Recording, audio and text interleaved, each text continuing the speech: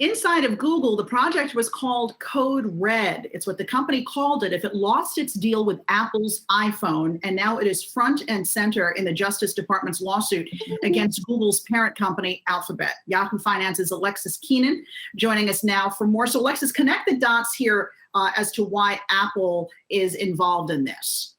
Okay, Alexis. So inside the Justice Department and the 11 states that brought this antitrust lawsuit against Google, government is saying that Google's agreement with Apple for all iOS devices, that's Apple's operating system, for all those devices to come with Google installed as the default search engine for its browser Safari, that deal is so lucrative that losing it would, quote, fundamentally harm Google's bottom line.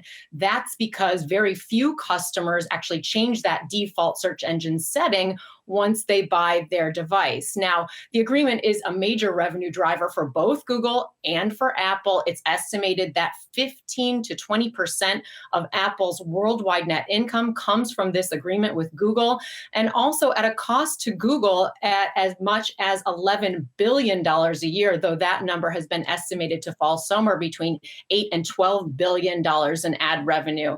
Now, the reason that relationship plays a central role in the antitrust case is because that agreement itself, as well as other agreements that Google has, including with browsers, with manufacturers of mobile phones, carriers, including Yahoo Finance's parent company, Verizon, they allow Google to really control this huge share of the distribution of its search products rather.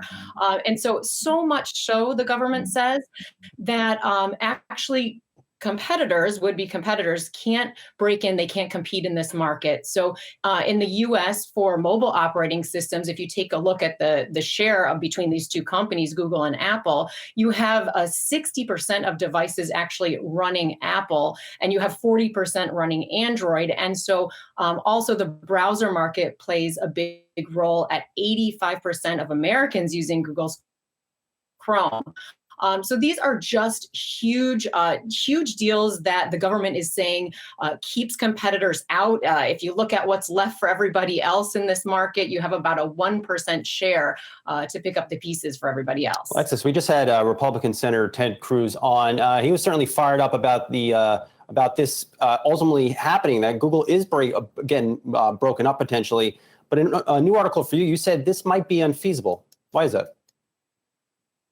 Yeah, so I talked to some antitrust experts yesterday and asked, well, what do you do if the government says the problem is that Google is controlling the distribution of search? Well, how do you fix it? And they said, that's a really big problem that probably prosecutors at this point don't even know the answer to. Some of the things that have been proposed are forcing Google to sell off its Chrome browser. Now, that doesn't really solve the problem because of course you then have to keep Google from contracting with its old self to get back into that market.